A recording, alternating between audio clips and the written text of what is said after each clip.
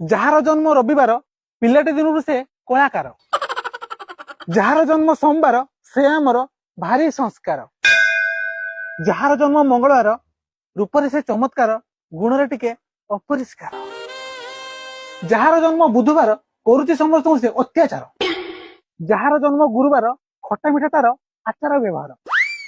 ଯାହାର ଜନ୍ମ ଶୁକ୍ରବାର ଧାର ମାଗିବା ତାର ସାମାଜିକ ଅଧିକାର।